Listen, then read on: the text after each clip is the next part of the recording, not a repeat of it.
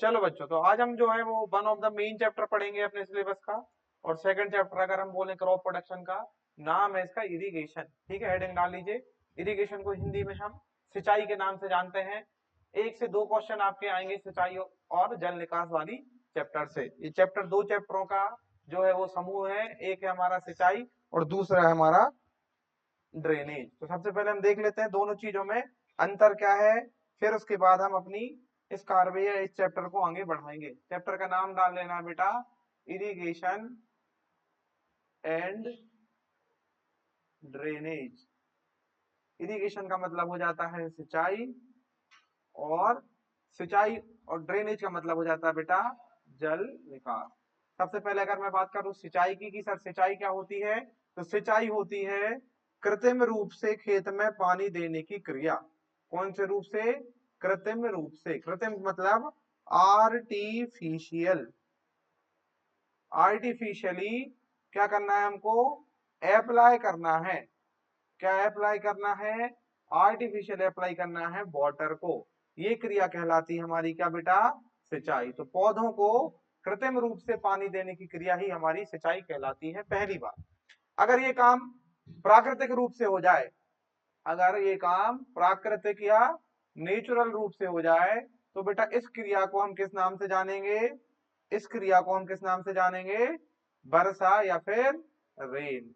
मतलब जब ऊपर से प्रकृति से ऑटोमेटिक बारिश होके हमारे पौधों की सिंचाई हो जाती है या वो पौधों को पानी मिल जाता है, तो उस क्रिया को बेटा हम वर्षा के नाम से या रेन के नाम से जानते हैं। और जब हम पौधों को अपने आप, या तो आप बोरवेल की मदद से, या आप हैंडपंप की मदद से, या तालाब की मदद से, कुएं की मदद से, नहर की मदद से, है ना, किसी भी संसाधन से अगर आप अपने द्वारा खेत तक पानी पहुंचा रहे हैं, तो वो हमारी कहलाएगी क्या? सिंचाई।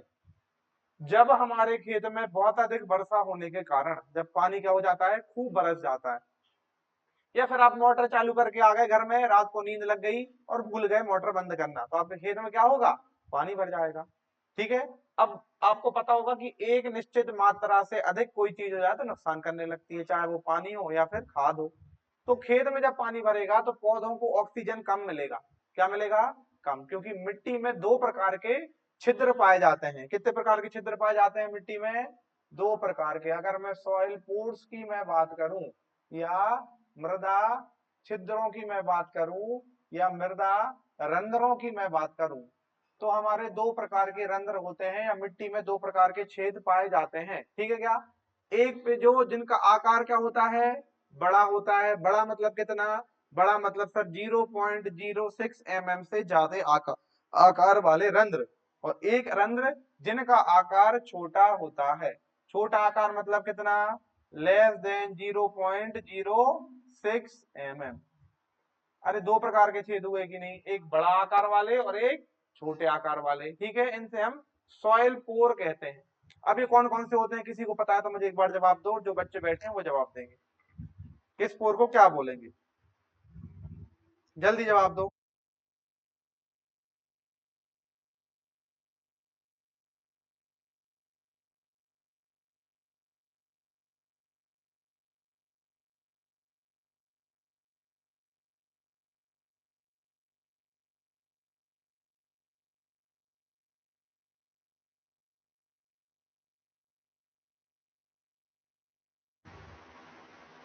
बताओ। चलो, तो जो हमारे बड़े वाले जो छिद्र रहेंगे बेटा, इनको जानेंगे हम मैक्रोपोर के नाम से। किसके नाम से? मैक्रोपोर। ठीक है। हिंदी में इनसे बोलते हैं बृहद रंध्र। क्या बोलेंगे? बृहद। बृहद मतलब बड़ा। और जिनकी साइज आकार छोटा होता है, इनसे हम बोलते हैं बेटा माइक्रोपोर्स। माइक्रोपोर्स मतलब क्या हो जाएंगे? सूक्ष्म रंध्र। सूक्ष्म सूक्ष्म रंध्र। दो प्रकार के हमारे रंध्र हो जाते हैं। एक हो जाते हैं हमारे छोटे आकार के, और एक हो जाते हैं हमारे बड़े आकार के। तो जो हमारे बड़े आकार के हैं, जो बृहद रंध्र रहेंगे, इनका उपयोग वायु प्लस जल को भंडारण करने के लिए होता है। काय के लिए होता है इनका उपयोग? जल मतलब हो जाता है, वायु मतलब हो जाता है एयर, और वाटर का स्टोरेज। जब आप खेत में पानी डाल के आओगे तो वो मिट्टी में भर जाएगा, भरेगा कि नहीं भरेगा? तो मिट्टी की वो जिस जगह पे भरेगा वो क्या होंगे, वो छोटे छोटे छिद्र होंगे। और उन छिद्रों को क्या नाम देंगे हम? उन छिद्रों को नाम देते हैं मैक्रोपोर। मैक्रोपोर में क्या क्या आता है? वायु और जल दोनों भर जाते हैं। इनकी साइज जो है वो बड़ी होती है, कितनी होती है? 0.06 mm से अधिक, ठीक है क्या? और जिन छिद्रों में बेटा केवल और केवल पानी का भंडारण होगा, जिन छिद्रों में केवल और केवल पानी या फिर जल का भंडारण होगा, उन्हें बेटा हम क्या बोलते हैं? उन्हें हम बोल देते हैं माइक्रोपोर। क्या बोल देते हैं इन्हें हम? माइक्रोपोर। माइक्रोपोर में ही हमारा सिंचाई के द्वारा दिए जाने वाला जल जो मिट्टी में रुका रहता है, जो पौधे जिसे मिट्टी से फिर चूस लेते हैं या अपने अंदर ग्रहण कर लेते हैं, वो कौन से छिद्रों में पाया जाता है? वो पाया जाता है माइक्रो रंध्रों में या फिर माइक्रोपोर्सों में। इसलिए इस प्रकार के रंध्रों को हम कैपिलरी पोर के नाम से जानते हैं। काय के नाम से जानते हैं? Capillary pores. हिंदी में बोलते हैं केसीय रंध्र। अरे हिंदी में क्या बोलेंगे? केसीय रंध्र। और ये हमारे जो हो जाएंगे, ये हो जाएंगे बेटा नॉन कैपिलरी पोर। इन्हें हम क्या बोलेंगे? नॉन कैपिलरी पोर्स या फिर अकेसीय रंध्र। अकेसीय रंध्र। चलिए, तो ये दो प्रकार के मैंने आपको रंध्रों के बारे में जानकारी दी। इन रंध्रों को ही हम पढ़ेंगे अब कहाँ? आगे अपने इरिगेशन के चैप्टर में। यहां तक उम्मीद करता हूं आपको समझ में आया होगा। अब हम देख लेते हैं बेटा पानी की जरूरत क्यों पड़ती है। तो पानी की जरूरत क्यों पड़ती है? ताकि हम सिंचाई करें और सिंचाई करने के बाद वो पानी पहुंचे और सॉइल के रंध्रों में जाके वो क्या हो जाए? स्टोरेज हो जाए और फिर वहां से पौधा जड़ों के द्वारा उनको क्या करे? अपने अंदर ले ले। ठीक है क्या? जो पाइपलाइन पौधों में पाई जाती है, काय के लिए बेटा? पानी को ऊपर से नीचे तक ले जाने के लिए या नीचे से ऊपर तक ले जाने के लिए। जड़ों से पानी जाता है और पत्तियों ऊपर तक पहुंच जाता है। तो जो पाइपलाइन है जिसके थ्रू ये पानी नीचे से ऊपर की ओर चढ़ता है, उस भाग का नाम होता है बेटा जाइलम। क्या नाम है? जाइलम। तो पानी और हमारे न्यूट्रिएंट कहां से प्रवाहित होते हैं? जाइलम से। क्वेश्चन इंपॉर्टेंट है, नोट डाल के इसको आपको लिख लेना है। चलिए अब हम देख लें सर, ये सब तो ठीक है, पहले तो ये बताइए कि पानी की आवश्यकता क्यों पड़ती है। तो सबसे पहले अगर हम बात करें कि पौधे के अंदर जितनी भी कोशिकाएं हैं, उन कोशिकाओं के अंदर पाया जाता है बेटा क्या? उन कोशिकाओं के अंदर पाया जाता है लिक्विड। और वो लिक्विड जो है उसे हम प्रोटोप्लाज्म के नाम से जानते हैं। काय के नाम से जानते हैं? प्रोटोप्लाज्म। तो उस कोशिका के अंदर पाया जाने वाला द्रव्य क्या कहलाता है? प्रोटोप्लाज्म। उस प्रोटोप्लाज्म में जितना भी मटेरियल होगा, जितना भी लिक्विड होगा, उसका 80 से लेकर 90% जल से बना होता है। काय से बना होता है? जल से। अगर आप जल नहीं दोगे तो कोशिका के अंदर का प्रोटोप्लाज्म सूख जाएगा, कोशिका मर जाएगी, और कोशिका मरेगी तो पौधा मर जाएगा। पहला हमारा जल का उपयोग। दूसरा अगर मैं बात करूं, ये हमने बात कर लिया है। दूसरी अगर मैं बात करूं कि ये क्या करता है, पानी जो है वो हमारा पौधे का तापमान नियंत्रण करने का कार्य करता है। काय का काम करता है? तापमान नियंत्रण करने का काम। कैसे होता है? सर मान लीजिए ये जो है ये हमारा पेड़ है, ये पेड़ की हमारी पत्तियां हैं। ये पत्तियों पे क्या हुआ बेटा? जब ऊपर से सूरज की रोशनी पड़ेगी, क्या पड़ेगी? मान लीजिए ये है हमारे कौन? सूरज देवता। तो इनकी जब इस पे रोशनी पड़ेगी या इन पे जब प्रकाश पड़ेगा, तो ये प्रकाश क्या करेगा बेटा? ये प्रकाश पौधे के अंदर का टेम्परेचर बढ़ाएगा। और इस टेम्परेचर को नियंत्रण करने के लिए पौधे की जड़ें क्या करेंगी? जमीन से पानी को अपने अंदर ग्रहण करेंगी और इन पत्तियों के माध्यम से इसको क्या करेंगी बेटा? वाष्पोत्सर्जन या वायुमंडल में छोड़ देंगी। जिससे क्या होगा? नीचे का ठंडा पानी ऊपर से निकलेगा और पौधा जो है वो क्या होता रहेगा? ठंडा होता है। आपने कूलर देखा है? कूलर में आप पानी चलाते हो, हवा क्रॉस होती है तो वो ठंडी हो जाती है। हो जाती है कि नहीं हो जाती? सेम इस तरीके से पौधे का क्या है, हमारा पौधे का टेम्परेचर कंट्रोल करने का कार्य इसके द्वारा किया जाता है। आपने मान लो खेत में यूरिया दिया या डीएपी डाला या पोटास डाला, पोटास डालने के बाद हम उसमें पानी दे देते हैं। क्यों दे देते हैं? ताकि जो भी आपने यूरिया फर्टिलाइजर वगैरह डाले हैं वो उस पानी में घुल जाए और पानी को जब पौधा ग्रहण करेगा तो वो भी पौधे के अंदर पहुंच जाए। इसे हम बोलते हैं न्यूट्रिएंट का अपटेक। ठीक है, या इसे बोल सकते हैं हम क्या बेटा? इसे बोल सकते हैं हम पोषक तत्वों का अधिशोषण करना। काय से है? ये हमारा पानी से ही संभव है। नेक्स्ट अगर मैं बात करूं तो बेटा एक एवरेज यील्ड में अगर हम बात करें, पौधे को अगर 1 किलो बीजों का उत्पादन करना है या ड्राई मैटर या शुष्क पदार्थ का उत्पादन करना है, तो उसको बेटा 400 से 500 लीटर पौधे की पानी की आवश्यकता होती है पौधे के द्वारा। इसलिए पौधे में पानी की बहुत बड़ी जो है वो जरूरत मानी जाती है। इसके बाद अगर हम बात करें कि सबसे ज्यादा ऐसा कौन सा पौधा है जिसको सबसे ज्यादा पानी की जरूरत पड़ती है, तो वो है हमारा राइस या धान। इंपॉर्टेंट पॉइंट डाल के लिख लेना। धान 1 लीटर चावल उत्पादित करने में लगभग 5000 लीटर पानी की आवश्यकता होती है। ये हमने पढ़ा क्यों जरूरत है हमको पानी की पौधे के लिए। अब हम देख लेते हैं कि सर हमको पता कैसे चलेगा कि हमारे खेत में पानी की कमी आ गई। ठीक है क्या, जब तक हमको पता नहीं चलेगा जब तक हम उसमें सिंचाई नहीं करेंगे। तो इसकी 2 विधियां हैं। कितनी विधियां हैं? 2 विधियां हैं। पहली विधि का नाम है बेटा दृश्य या प्रैक्टिकल या फिजिकल या भौतिक विधि, जिसमें हम पौधे को देखकर खेत में नमी का या पानी का अंदाजा लगा सकते हैं। दूसरी विधि की अगर मैं बात करूं तो दूसरी विधि हो जाती है हमारी साइंटिफिक मेथड और वैज्ञानिक विधि, जिनमें विभिन्न विभिन्न प्रकार के यंत्रों का उपयोग करके हम खेत में पानी का पता लगाएंगे।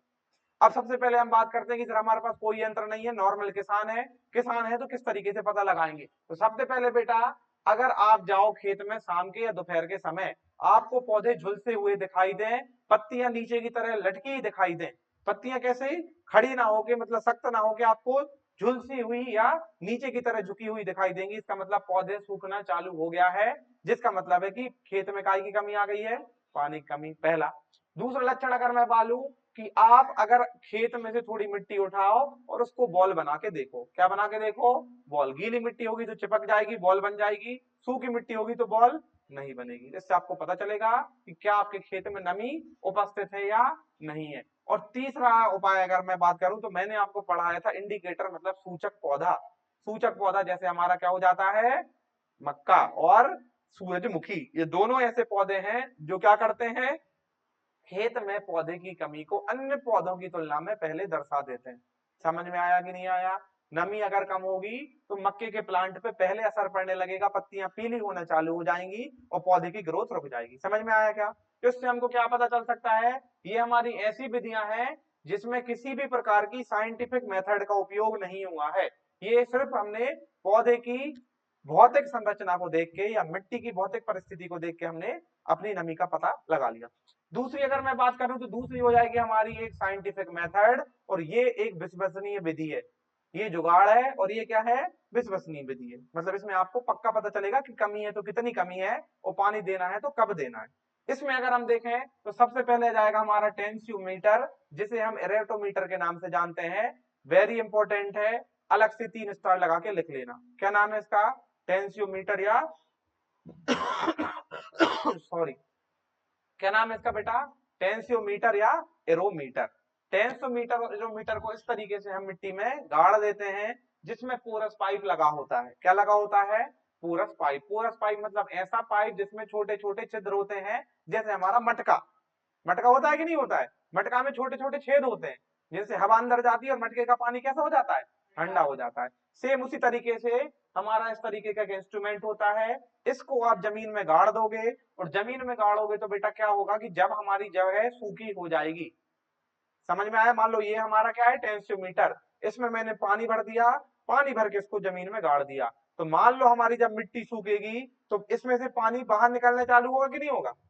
अरे होगा कि नहीं होगा? मिट्टी सूखेगी तो ये क्या करेगा, पानी बाहर निकालना चालू करेगा, और जब पानी बाहर निकालना चालू करेगा तो उसको हम ऊपर लगे हुए मीटर में नाप सकते हैं। इससे हमको पता चलेगा कि हमारी सॉइल में पानी की कमी होने लगी है, क्योंकि आपके यंत्र से पानी बाहर निकलना चालू हो गया है। नाम क्या है? टेंसियोमीटर, एरोटोमीटर। टेंसियोमीटर और एरोटोमीटर।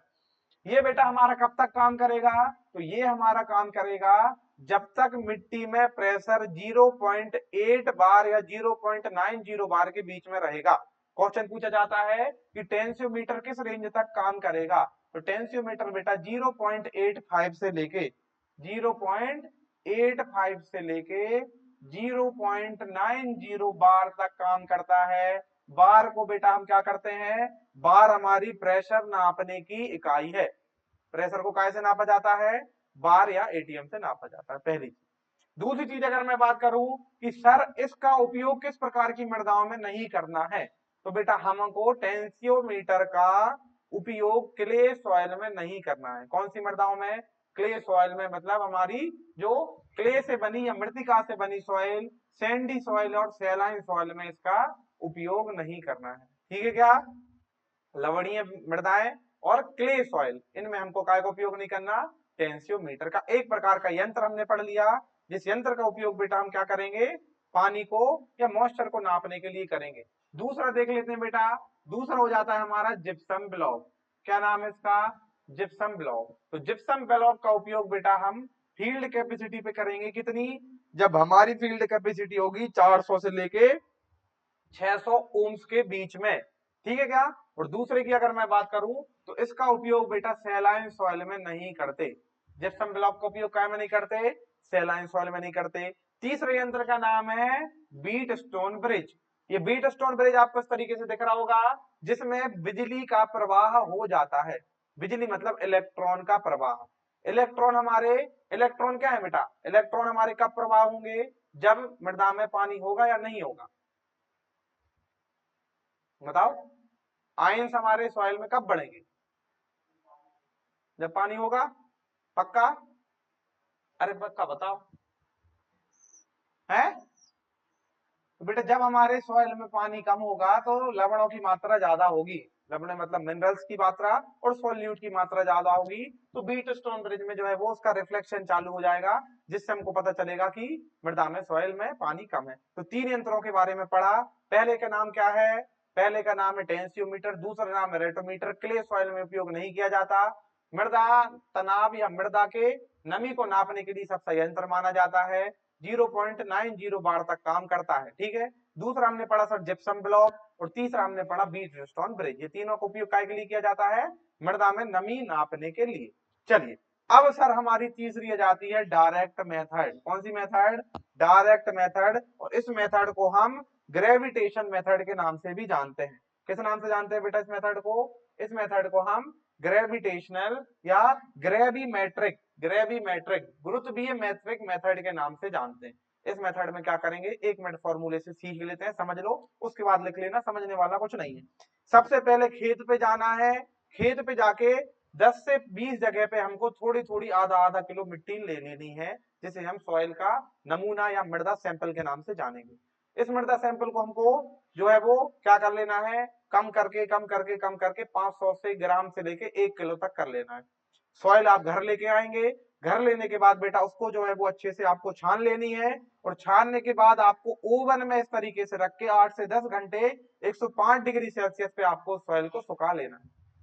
फिर से एक बार दोहराता हूं, पहले खेत पे सैंपल लेना है, सैंपल लेने के घर पे आना है, घर पे लेने के बाद उसका वजन तौल लेना है। क्या तौल लेना है, मिट्टी का वजन, बिना कुछ करे। आपने ज्यों को त्यों खेत से लेके आए और आपने उसका वजन तौल लिया और आपने लिख लिया वजन। जब आप खेत से मिट्टी लेके आओगे तो क्या वो सुखाई आपने उसको या नहीं सुखाई, नहीं सुखाई, इसका मतलब कुछ ना कुछ उसमें पानी रहेगा, रहेगा कि नहीं रहेगा। इस प्रकार की मिट्टी को, इस प्रकार की मिट्टी को बेटा जो है हम क्या कहने वाले हैं, इस प्रकार की मिट्टी को हम मॉइस्ट सॉइल या गीली मृदा कहने वाले हैं। क्या कहने वाले हैं, मॉइस्ट सॉइल या फिर गीली मृदा। एक चीज समझ में आई, खेत गए, खेत से मिट्टी उठा के लाए, उसका वजन तौल लिया, क्या तौल लिया, उसका वजन तौल लिया। उसका वजन जो है उस वजन को हम काय से डिनोट करेंगे, WM। डब्ल्यू मतलब हो जाएगा वेट, और वेट काय का, मॉइस्ट सॉइल का। मॉइस्ट सॉइल मतलब नमी या गीली मृदा।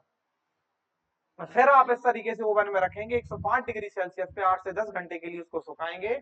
सुखाएंगे तो क्या होगा, मान लो आप किसी चीज को गर्म करते हो तो उसका सारा नमी निकल जाती है। आग पे रखने में क्या हो जाता है, सारी नमी जो है वो भाप बन के उड़ जाएगी। उड़ेगी तो आपकी जो मिट्टी है वो सूख जाएगी कि नहीं सूख जाएगी। सूखी मिट्टी मतलब हो जाती है ड्राई सॉइल। अरे सूखी मिट्टी मतलब क्या, ड्राई सॉइल। और जब हम ड्राई सॉइल का वजन लेंगे तो इसे काय से डिनोट करेंगे, WD। डब्ल्यू मतलब वेट, और वेट मतलब काय का वेट, ड्राई सॉइल का। तो WD से हम इसे डिनोट करेंगे। फिर आप एक फॉर्मूला जो यहाँ पे लिखा हुआ है, फॉर्मूले में बेटा मॉइस्चर का परसेंटेज किस तरीके से पता लगेगा। पहले हम रखेंगे गीली मिट्टी का वजन। लेट सपोज मैं जो खेत से मिट्टी लेके आया था उसका वजन था 500 ग्राम। कितना था बेटा, 500 ग्राम। जब मैंने उसको ओवन में रख के सर सुखा लिया तो 200 ग्राम पानी उसमें से उड़ गया, सिर्फ मिट्टी मिट्टी का वजन कितना बचा, 300 ग्राम। अरे समझ में आया कि नहीं आया। अपॉन में, अपॉन मतलब बटे में, बटे में हम लिखेंगे फिर से कौन सी सॉइल का वजन, सूखी सॉइल का वजन, ठीक है क्या। और गुणा में लिख दूंगा बेटा मैं क्या, 100।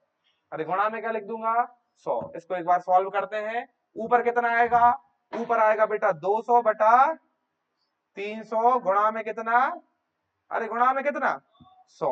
अब इसको सॉल्व करो, 2 जीरो से 2 जीरो कट गए, ये हो गया हमारा 200/3।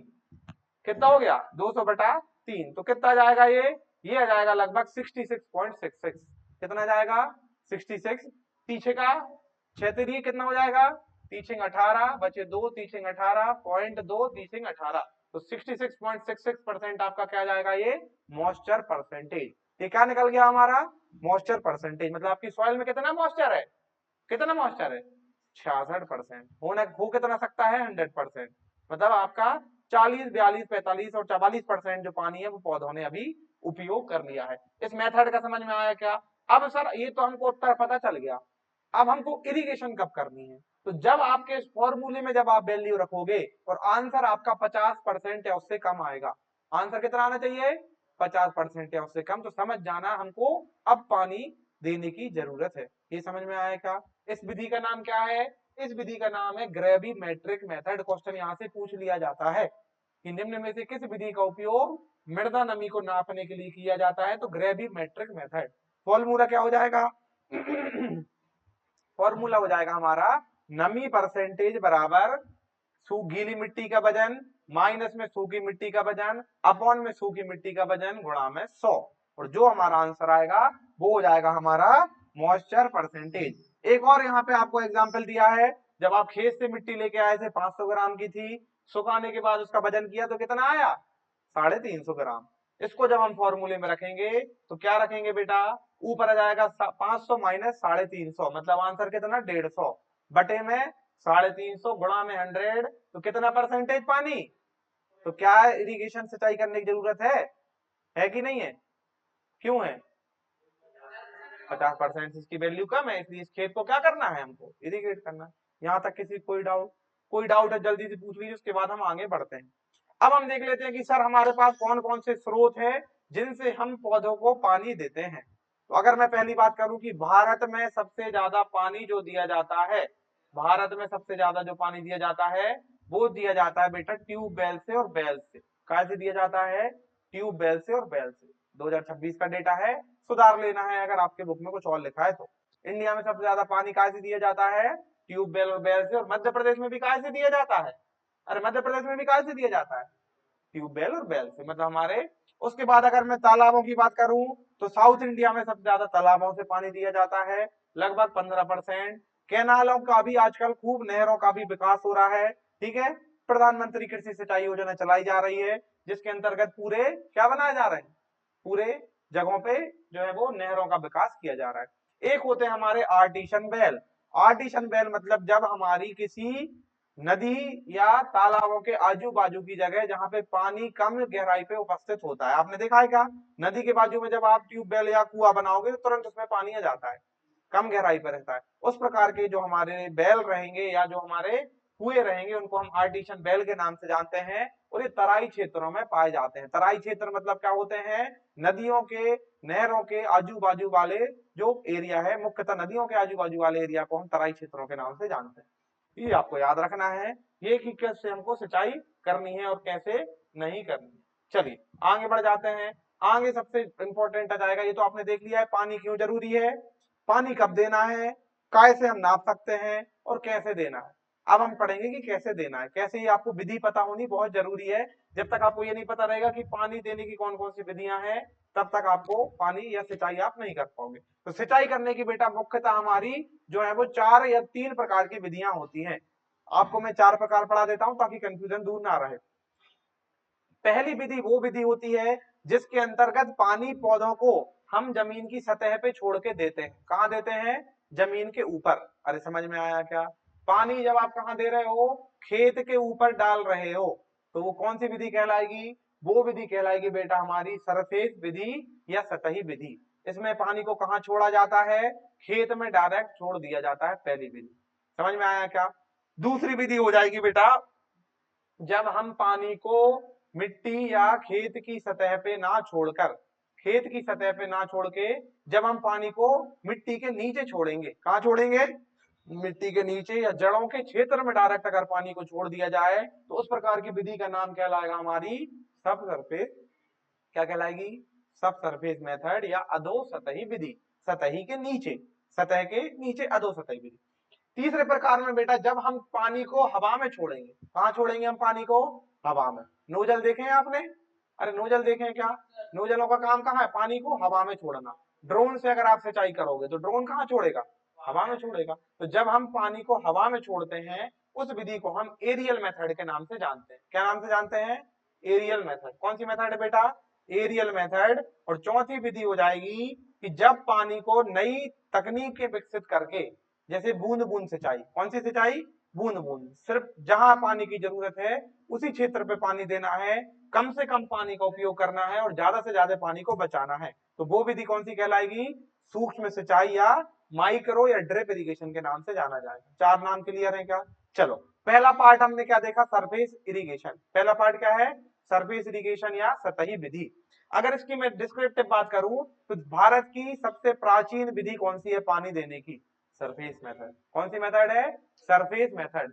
सबसे प्रचलित या सबसे पॉपुलर विधि कौन सी है? वो भी हमारी कौन सी मेथड है? ये सरफेस विधि है। और देश की लगभग लगभग 90% सिंचाई कौन से मेथड से की जाती है? सतही विधि। अब सर इसके प्रकार कौन कौन से हैं? आपने बोला कि सीधा मिट्टी की सतह पे पानी छोड़ना है, तो खूब सारे प्रकार से हम पानी मिट्टी की सतह पे छोड़ सकते हैं। पहला प्रकार हो जाएगा बेटा हमारी फ्लड मेथड। कौन सी मेथड? फ्लड मेथड, बाढ़ मेथड या उपलावन विधि के नाम से इसे जाना जाता है। उदाहरण क्या होगा? आप सीधा खेत की मेड़ पे पाइप रख दो या बीच खेत में पाइप डाल दो और मोटर चालू कर दो, धीरे धीरे पूरे खेत में पानी फैलेगा और पूरे खेत में पानी भर जाएगा बाढ़ के समान। ठीक है क्या? इस विधि का नाम क्या? इस विधि का नाम है फ्लडिंग मेथड और बाढ़ विधि। कौन सी मेथड? फ्लडिंग मेथड और बाढ़ विधि। ये हमारी सबसे पुरानी और सबसे प्रचलित विधि है, लेकिन ये हमारी अवैज्ञानिक विधि है। कौन सी वैज्ञानिक है? अवैज्ञानिक, मतलब नॉन साइंटिफिक मेथड। क्योंकि खेत में जिस तरफ ढलान होगी उस तरफ सारा पानी भर जाएगा और जिस तरफ खेत ऊंचा होगा उस तरफ हमारा क्या होगा? पानी नहीं भरेगा। होगा कि नहीं होगा? खेत अगर ज्यादा ढलानदार है तो यहाँ आपने पाइप रख दिया तो सारी मिट्टी हमारी बह के नीचे वाली जगह पे चली जाएगी। दूसरी प्रकार। तीसरा प्रकार, खेत में पानी का जो है अगर भर गया तो आपकी कम पानी चाहने वाली फसल बर्बाद हो सकती है। हो सकती है कि नहीं हो सकती है? तो इस विधि के बहुत सारे जो है वो क्या है? घाटे हैं, नुकसान है। पानी का उपयोग कम होता है क्योंकि उस जगह पे भी पानी पहुंच जाएगा जहां आपके पौधे नहीं लगे। पहुंच जाएगा कि नहीं पहुंच जाएगा? मान लो इस लाइन में आपके पौधे लगे हैं, 4 फीट तक पौधे नहीं लगे, फिर पौधे लगे हैं, तो जो बीच का एरिया था वहां पे भी आपका पानी चला गया जिसका कोई उपयोग नहीं हुआ। तो पानी की खपत या पानी का नुकसान इसमें ज्यादा होता है। कौन सी मेथड है? फ्लड मेथड या बाढ़ विधि। दूसरी मेथड हो जाएगी बेटा हमारी स्क्वायर मेथड या स्ट्रिप मेथड। इसमें खेत को चौड़ी चौड़ी पट्टियों में बांट लिया जाता है। मान लो आपका खेत है, इस खेत को आप क्या करोगे? इस तरीके से चौड़ी चौड़ी पट्टियों में ढलान के अकॉर्डिंग इसको खेत को अपने बांट लोगे। अरे क्लियर है क्या? फिर आपने पहले ये वाली पट्टी में पानी दे दिया, फिर पाइप को उठा के ये वाली पट्टी में रख दिया, फिर पाइप को उठा के ये वाली और फिर पाइप को उठा के ये वाली। इस तरीके से हम क्या करे जाएंगे? आगे आगे बढ़ते जाएंगे और पानी हमारा देते जाएंगे। देखिए फ्लड मेथड ये जो मैंने आपको समझाई है, पूरे खेत को हमने पानी से भर दिया, सबसे पुरानी एंशिएंट विधि है। ठीक है? इसकी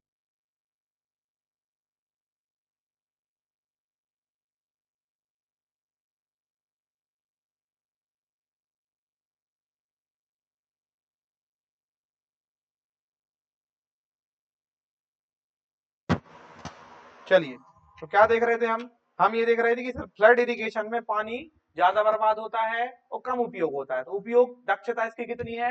मात्र 28 से 35% पानी उपयोग होगा, बाकी पानी आपका क्या हो जाएगा? बर्बाद चला जाएगा। ठीक है? ये कौन सी प्रकार की मृदाओं में अच्छा माना जाता है? तो ऐसी मृदाएं, ठीक है, ऐसी मृदाएं मतलब सैलाइन या लवणीय सॉइल। क्या करोगे आप? पूरे खेत पे पानी भर दोगे, खेत के पानी में लवण या नमक घुल जाएगा और वो नमक घुल के मृदा के नीचे चला जाएगा। तो आपकी मिट्टी का सुधार हो गया कि नहीं हो गया? कौन सी मिट्टी का सुधार हुआ? Saline soil. क्वेश्चन पूछा जाएगा, नोट डाल के लिख लेना कि निम्न में से किस विधि का उपयोग सैलाइन या लवणीय मृदाओं के सुधार के लिए किया जाता है? तो उत्तर क्या हो जाएगा आपका?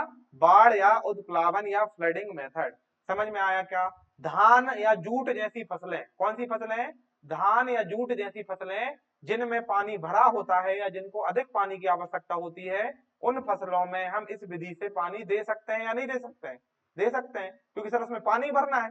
तो आप चाहे मेड़ पे पाइप डाल के भरो या हवा में डाल के भरो, पानी तो भरा जाएगा। तो ये मेथड हमारी अच्छी मानी जाती है। पहली मेथड हमारी सरफेस इरिगेशन की क्या हो जाती है, हमारी फ्लडिंग मेथड। दूसरी आ जाएगी बेटा क्यारी विधि, पट्टी विधि, स्ट्रिप मेथड और बेड मेथड, जो मैंने अभी आपको बताया था कि इस तरीके से हम क्या बना लेंगे, क्यारियां बना लेंगे। क्या बना लेंगे बेटा, क्यारियां बना लेंगे। अपने खेत में क्या करेंगे, क्यारियां बना लेंगे। और ये काम आपको कब करना है, ये काम आपको जब करना है जब आपकी खेत की ढलान 0.5% स्लोप हो। ठीक है क्या, कितना स्लोप हो, 0.5% स्लोप होना चाहिए। तो इस मेथड में बेटा जो है हम स्ट्रिप्स बना लेंगे जो अलग अलग प्रकार की होंगी। स्ट्रिप मतलब जो आपकी पट्टी बनेगी उनकी लंबाई कितनी होनी चाहिए, तो अगर आपकी रेतीली मृदाएं हैं तो बेटा इन पट्टियों की लंबाई जो है वो 60 से 90 सेंटीमीटर की होने वाली है, मतलब 2 से 3 फीट की। और अगर आपकी क्ले सॉइल है, क्या है आपकी, क्ले सॉइल है, तो बेटा इसकी लंबाई आपकी 150 से 200 मीटर होने वाली है। कितनी होने वाली है, 150 से 200 मीटर। आपको याद रखना है रेतीली मृदाओं में पट्टियों की आकार छोटा होगा। क्यों होगा, क्योंकि रेत बह जाती है पानी में, बह जाती है कि नहीं बह जाती है। लेकिन अगर हमारी चिकनी मिट्टी है और कठोर मिट्टी है तो उसमें आप कितनी बड़ी पट्टी बना दो वो मिट्टी बहेगी नहीं।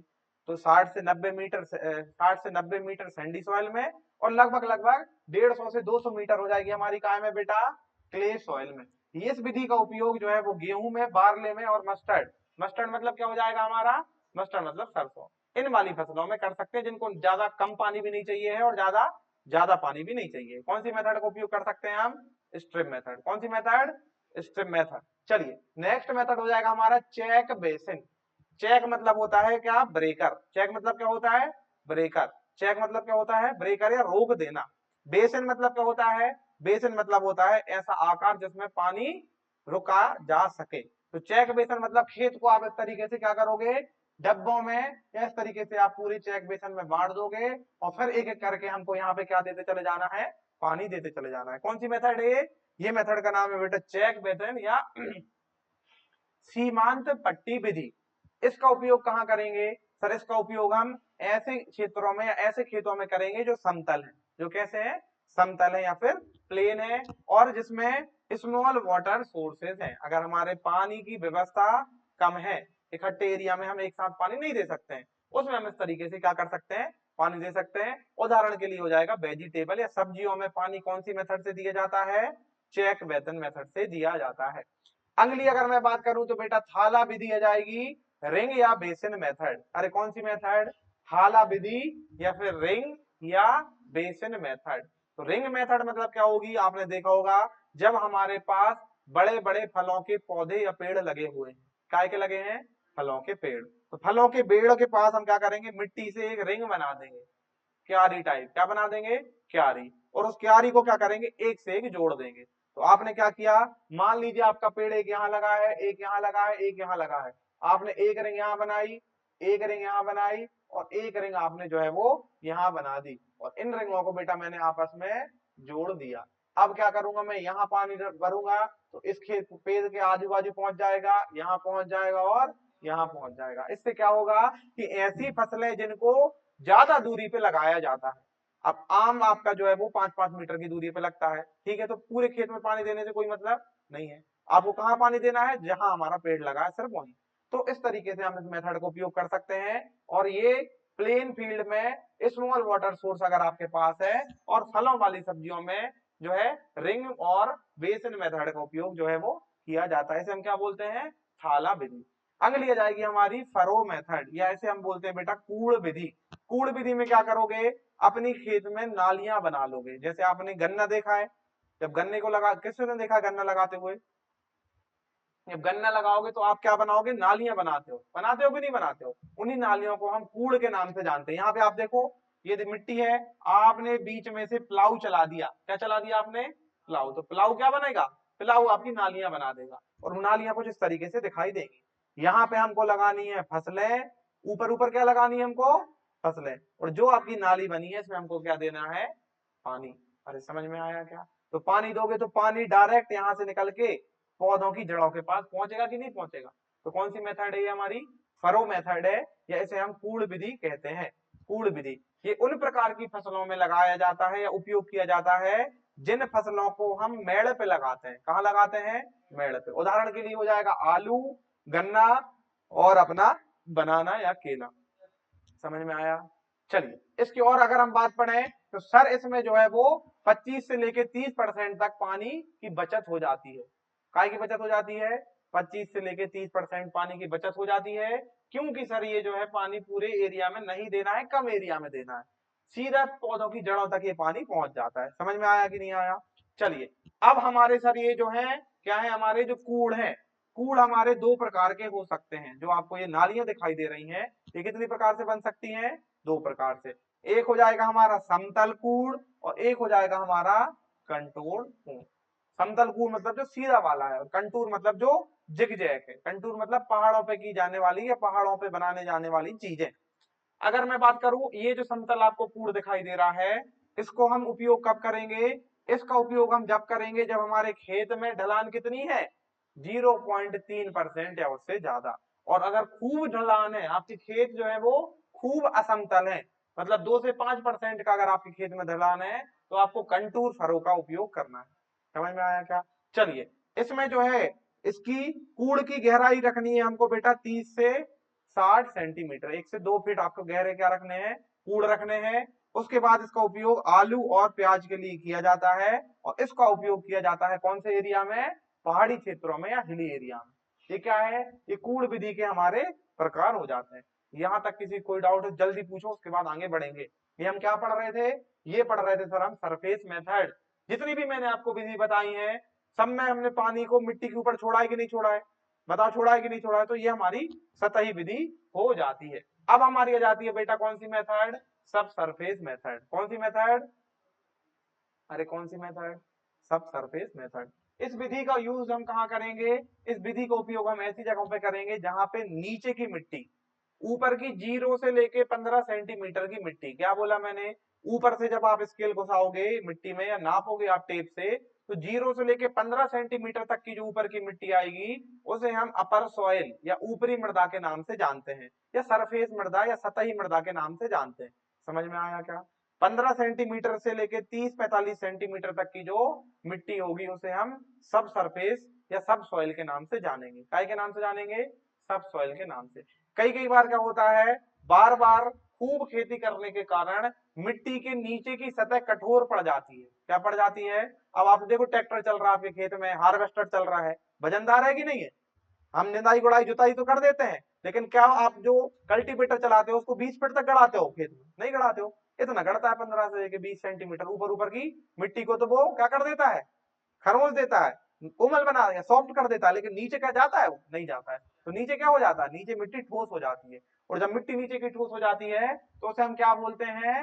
Hard pan. क्या बोलते हैं बेटा इंग्लिश में उसे? Hard pan.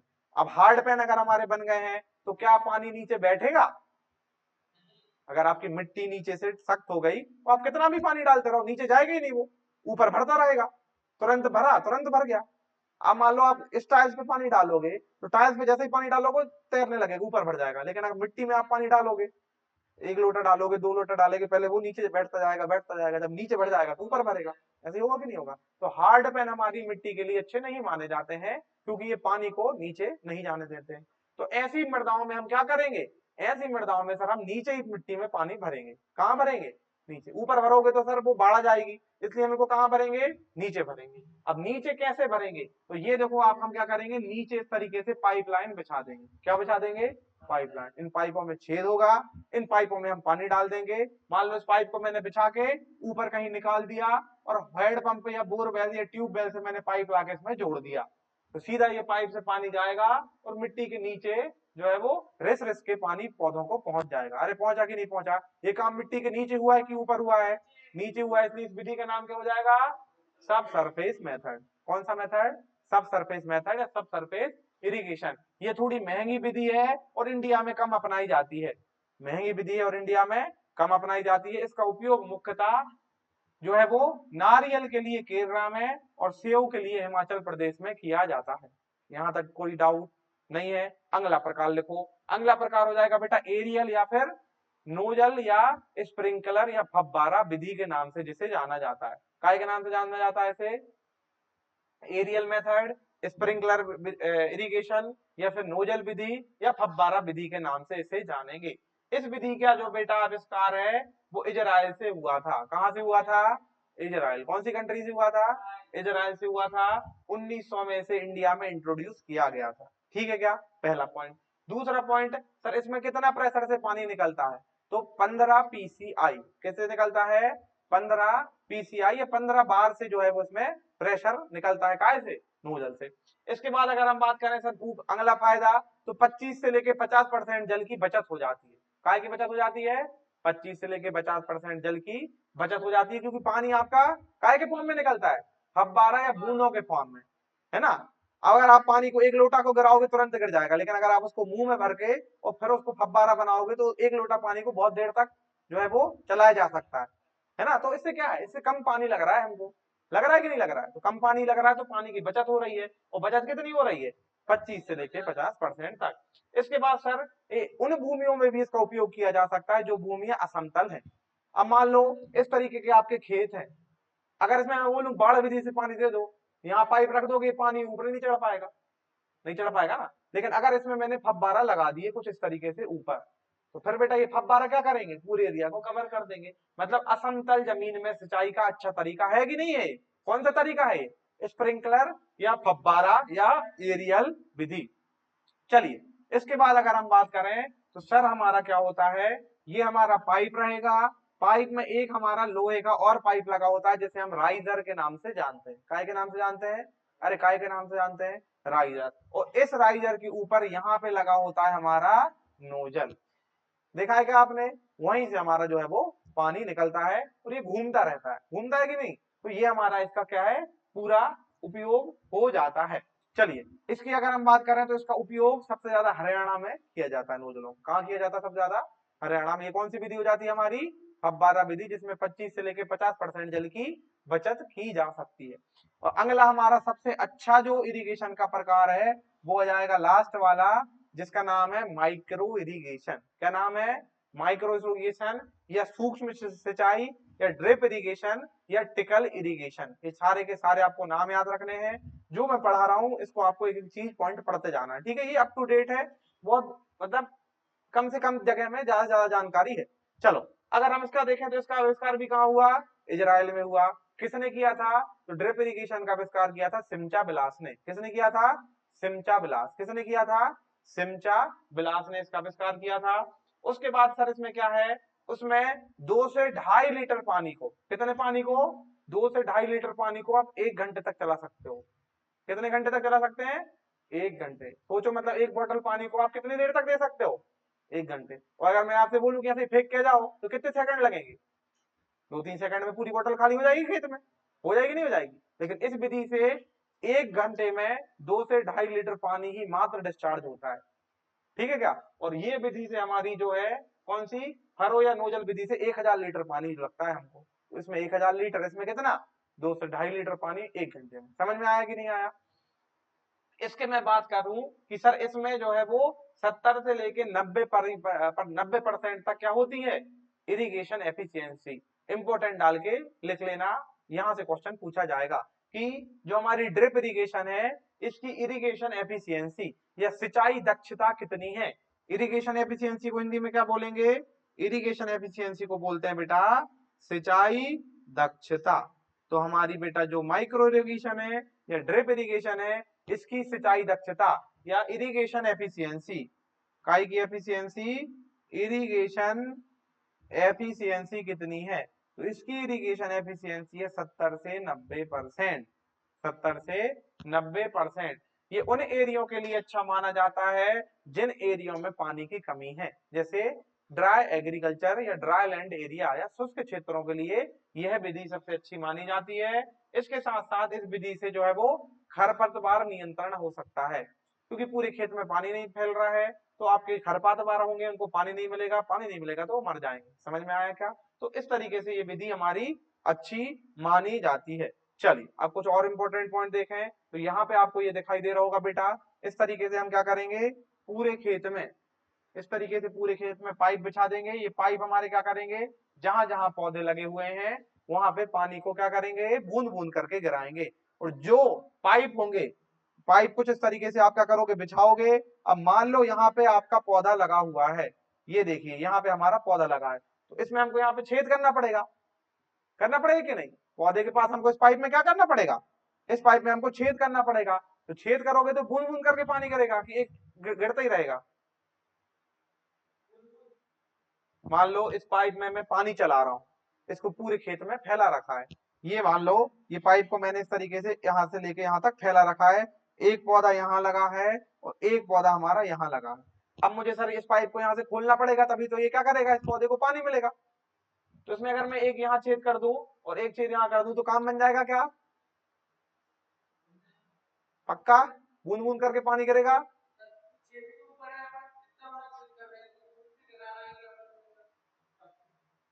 तो छेद से तो बेटा पानी की धार कंट्रोल होगी, स्पीड थोड़ी कंट्रोल होगी।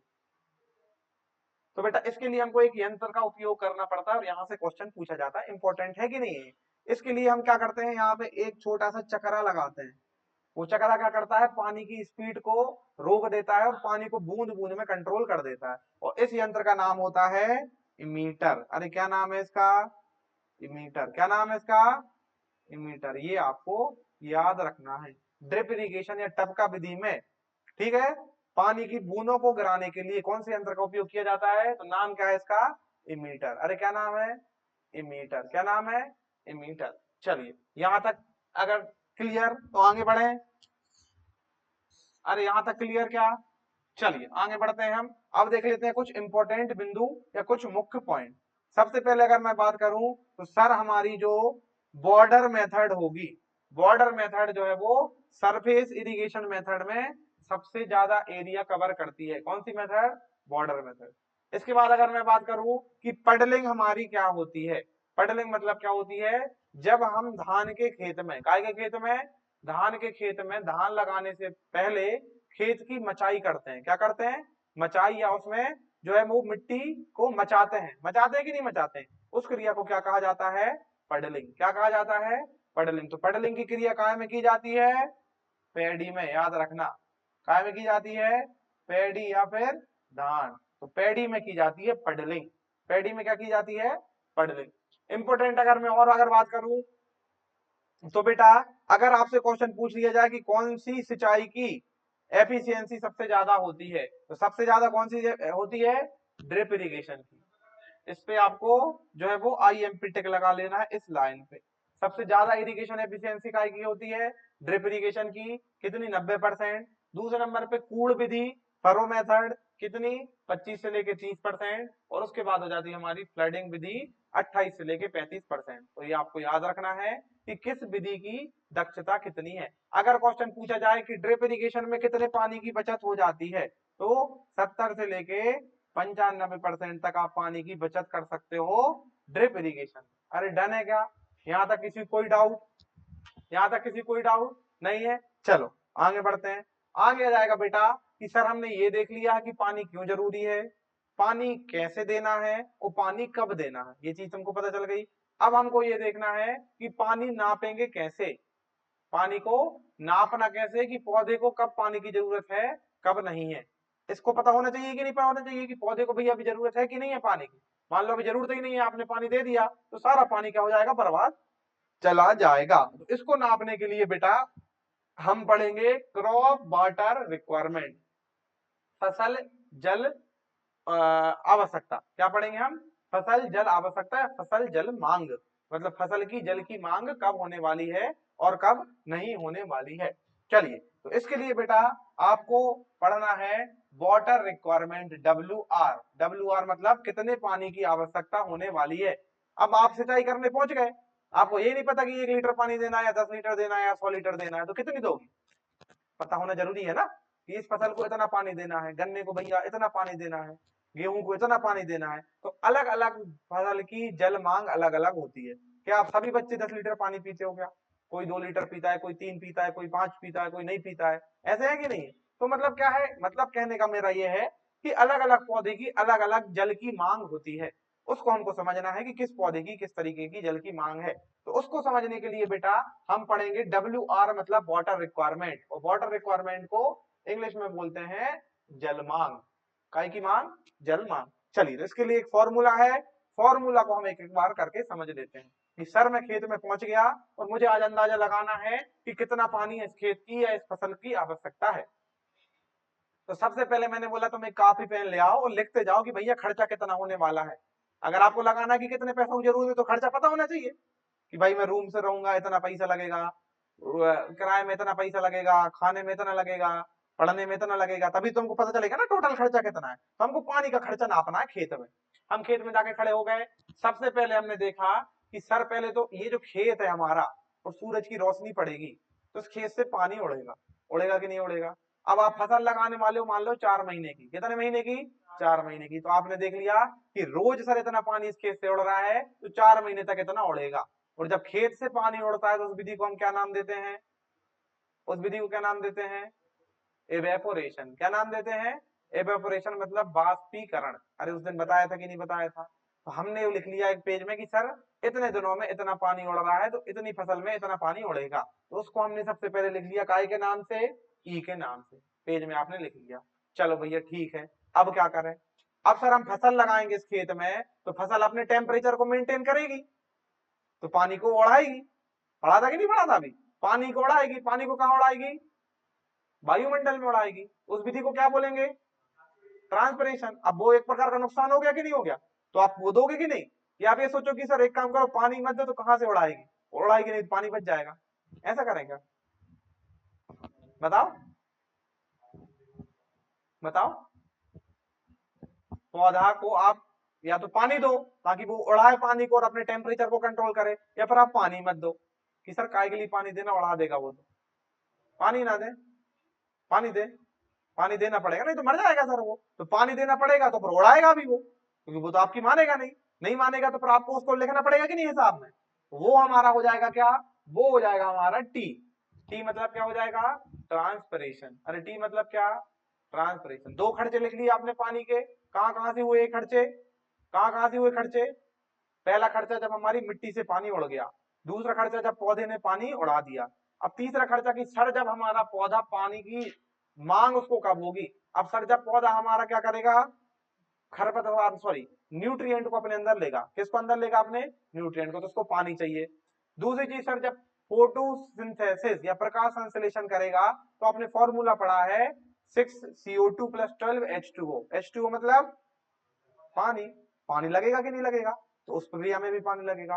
पौधा जब श्वसन करेगा, क्या करेगा, श्वसन करेगा, सांस लेगा, तो वहां भी पौधे को क्या लगना है, पानी। तो मतलब पौधे की अलग अलग क्रियाएं, पौधे में क्या होने वाले हैं, जो अलग अलग क्रियाएं हैं, उन क्रियाओं के लिए भी पौधे को पानी की आवश्यकता होने वाली है कि नहीं होने वाली है। तो उस आवश्यकता को बेटा हम जानेंगे किस नाम से, एमयू के नाम से। किस नाम से जानेंगे, एमयू। एमयू मतलब होता है मेटाबॉलिक उपयोग, या इसे हम बोलेंगे उपापचयी, उपापचयी उपभोग, उपापचयी उपभोग। इंग्लिश में क्या बोलेंगे, एमयू। एमयू मतलब मेटाबॉलिक यूज। मेटाबॉलिक मतलब क्या, जो पौधे के शरीर में अंदर प्रक्रियाएं चल रही हैं उसे हम क्या बोलते हैं, मेटाबॉलिक। चलिए अब सर इसके साथ साथ आप मान लो हम ला रहे दूसरे खेत से पानी या नहर से पानी लेके आ रहे हैं, तो जितना पानी क्या वहां से लेके आ रहे हैं पूरा का पूरा खेत पहुंच जाता है। बीच में कभी पाइप फूटा होता है, कभी पाइप से लीक हो जाता है, कभी बीच में पानी गिर जाता है, गिर जाता है कि नहीं, मतलब पानी का बर्बाद भी होगा। क्या बर्बाद होगा, पानी बर्बाद भी होगा। तो पानी बर्बाद होगा तो उसका भी हमको हिसाब रखना पड़ेगा कि नहीं, कि भैया इतना पानी इसको चाहिए था, इतना बर्बाद हो गया तो उतना हमको एक्स्ट्रा देना पड़ेगा। तो उसे हम क्या बोलेंगे, उसे हम बोलेंगे इरिगेशन लॉस। क्या बोलेंगे उसे हम, इरिगेशन लॉ। अरे समझ में आया कि नहीं आया। और अगला सर मान लो आप ऐसी फसलें लगा रहे हो जैसे धान हो गई, धान में आपको मचाई करनी पड़ेगी, अभी मैंने आपको बताया था। फसल लगाने से पहले मिट्टी को हम क्या कर देते हैं, मचा देते हैं धान की, ताकि वो मिट्टी हार्ड लेयर बना ले। क्या बना ले, हार्ड लेयर। और हार्ड लेयर बनाएगी तो पानी हमारा ऊपर भरा रहेगा, और जो हमको धान में भरना है कि नहीं भरना है। ठीक है, तो ये हमारा क्या है, ये हमारी ऐसी स्पेशल एक्टिविटी है, ये हमारी ऐसी स्पेशल एक्टिविटी है जो अलग अलग फसलों में अलग अलग प्रकार से की जाती है। जब आपको ये सारे चीजों का अंदाजा लग जाए तो वही हमारा क्या होगा, वही होगा हमारा वाटर रिक्वायरमेंट। अरे समझ में आया। तो वाटर रिक्वायरमेंट का फॉर्मूला क्या हो जाएगा, ई प्लस टी, टी के साथ एमयू, फिर इरिगेशन लॉसेज, और वाटर फॉर स्पेशल पर्पस या वाटर फॉर स्पेशल यूजेस। ठीक है। वाटर फॉर स्पेशल यूजेस मतलब हो जाता है हमारा WSU। ई मतलब हो जाता है, हिंदी वाले लिखेंगे एवेपोरेशन या बाष्पीकरण। टी मतलब लिखेंगे ट्रांसपरेशन या बाष्पोत्सर्जन। उसके बाद MU मतलब लिखेंगे उपापचयी उपभोग। उसके बाद लिखेंगे हम IT। IL मतलब हो जाएगा इरिगेशन लॉसेस या सिंचाई हानि। और WSU लिख देंगे मतलब वाटर फॉर स्पेशल यूज या विशेष क्रियाओं के लिए उपयोग पानी। अरे समझ में आया क्या? और इनका जो योग आएगा या इनको सबको ऐड करने के बाद जो प्लस में निकलेगा वो निकलेगा हमारा वाटर रिक्वायरमेंट। वाटर रिक्वायरमेंट मतलब क्या? कि कितनी पानी की जल मांग है, मतलब कितनी पानी की आवश्यकता होने वाली है। अब सर आप मुझे ये बताइए कि क्या इरिगेशन लॉस को रोका जा सकता है? बताइए, क्या जल सिंचाई करते समय पानी की हानि को रोका जा सकता है? रोका जा सकता है सर। वो तो अपने ऊपर है, अच्छे पाइप यूज करो, ड्रिप इरिगेशन यूज कर लो, नहीं करने दे रहे हम पानी, नहीं करने दे रहे ना। तो चलो इस पे हम जो है वो उपयोग या इस पे हम कंट्रोल कर सकते हैं। WSO को भी तो रोका जा सकता है, नहीं लगा रहे हम धान सर, ऐसी फसल लगा ही नहीं रहे जिनको स्पेशल पानी चाहिए, तो इसको भी रोका जा सकता है। तो दो चीजें यहाँ से हटाई जा सकती हैं। कितनी चीजें नहीं हटाई जा सकती हैं? ये तीन चीजें। कौन सी? ये बची कुची तीन चीजें, E+T+MU। क्योंकि मिट्टी में से पानी उड़ना नहीं रोका जा सकता, पौधे पानी रोक उड़ना नहीं रोका सकते, और पौधे ना प्रकाश संश्लेषण और ना उनकी उपापचयी क्रिया को नहीं रोक सकते, क्योंकि अगर इनमें से कुछ रोका तो गड़बड़ घोटाला हो जाएगा। हो जाएगा कि नहीं हो जाएगा? तो ये तीनों को मिला के हम, ये तीनों को मिला के बेटा हम क्या बोलते हैं? कंजप्टिव यूज या CU के नाम से जानते हैं। किसके नाम से जानते हैं? CU के नाम से। इसे हम बोलते हैं उपभौगिक उपयोग। पौधे का उपभौगिक उपयोग। उपभौगिक उपयोग मतलब क्या हो जाएगा? कंजप्टिव यूज। ठीक है। तो क्या इस फॉर्मूले को सर मैं ऐसे लिख सकता हूं क्या? इस फॉर्मूले को अगर मैं चाहूं तो क्या इस फॉर्मूले को बेटा मैं ऐसे लिख सकता हूं क्या कि WR बराबर CU plus IL plus WSU। इस फॉर्मूले को ऐसे लिख सकता हूं क्या मैं? इन तीनों की जगह मैंने CU लिख दिया, बाकी ये जो के तो लिख दिया, लिख सकते हैं। अब सर ये दो चीजों को क्या है, ये दो चीजों को तो सर हम हटा भी सकते हैं, हटा सकते हैं कि नहीं? तो इसका मतलब WR बराबर CU हो गया कि नहीं? मतलब अगर आपको मोटा मोटा अंदाजा लगाना है कि वाटर रिक्वायरमेंट कितनी होगी, तो जितना पौधे का CU होगा। CU कितनी चीजों से मिलकर बना होता है? तीन चीजों से, E+T+MU। और इसको नापने के लिए जो यंत्र का उपयोग किया जाता है वो कौन सा है हमारा? लाइसीमीटर। लाइसीमीटर काय से नापेगा? काय को नापेगा? E+T को। क्योंकि आपको ये नाप, अब आपको हिसाब लगाना तो आपको पता होना चाहिए ना कि कितना बर्बाद हुआ है, तो काय से नापोगे? लाइसीमीटर। इसलिए तो यहाँ से क्वेश्चन पूछा जाता है, क्योंकि इस यंत्र का उपयोग आपको पता चल गया कितना जरूरी है ये। जब तक इसका यंत्र का नाम नहीं पता होगा, इसका उपयोग नहीं पता चला होगा, जब तक आप क्या नहीं कर सकते? पानी की सिंचाई को नहीं नाप सकते। तो लाइसीमीटर का उपयोग काय के लिए किया जाता है? ईटी नापने के लिए। ईटी नापने के लिए। चलो दो क्वेश्चन में लिखवा रहा हूं, लिख लेना। पहला क्वेश्चन की फसल को अपनी पूरी अवधि में, या क्वेश्चन अगर ऐसा पूछा जाता है कि निम्न में से कौन सी फसल सबसे ज्यादा पानी की आवश्यकता होती है, तो क्वेश्चन सीधा पूछा हो किस फसल को सबसे ज्यादा पानी की आवश्यकता होती है, तो उदाहरण के लिए क्या हो जाएगा हमारा? गन्ना। अरे क्या हो जाएगा? गन्ना। अगर क्वेश्चन पूछा जाएगा कि अपने क्रॉपिंग सीजन में या एक फिक्स समय में, काय में? एक फिक्स समय में या फसल को अपनी पूरी उम्र में, अगर ऐसा क्वेश्चन पूछा जाए कौन सी फसल को सबसे अधिक पानी की आवश्यकता होती है, तो वो कौन सी हो जाएगी हमारी? धान। दो क्वेश्चन याद रहेंगे क्या? तीसरा अगर क्वेश्चन पूछा जाता है सबसे कम पानी किसे आवश्यकता होती है, तो अरहर और लिंसीड। अलसी और अरहर, इन दोनों को पानी की आवश्यकता कम होती है। चलो यहां तक कोई किसी को डाउट? यहां तक कोई किसी को डाउट है? जल्दी पूछो, उसके बाद नेक्स्ट आगे बढ़ते हैं। कोई डाउट क्या? नहीं है डाउट? चलो अब सर हम इस फसल के पानी को हमने देख लिया कि इतना पता चल गया, हमने हिसाब लगा लिया कि भैया इस फसल को जो है वो कितना 50,000, मान लो इस फसल को हमने मान लिया कि इस फसल को सर 1,000 लीटर पानी चाहिए। अब 1,000 लीटर ना क्या करोगे? बाल्टी लेके जाओ खेत में, एक बाल्टी, दो बाल्टी, 50 बाल्टी, 60 बाल्टी, ऐसे नापेंगे क्या? कैसे नापेंगे फिर बताओ? है पीपीएम से तो बेटा एटम नापते हैं।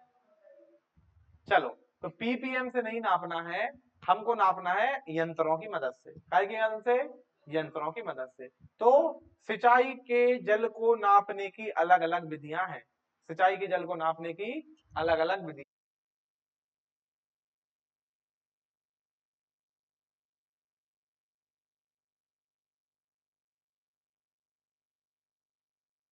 तो यहां से हम कंटिन्यू करेंगे कल, और इरिगेशन चैप्टर को पढ़ेंगे। बहुत इंपॉर्टेंट चीजें हैं तो इनको लिखते चले जाना है, और जिन बच्चों ने कोई डाउट है तो वो पूछ लें।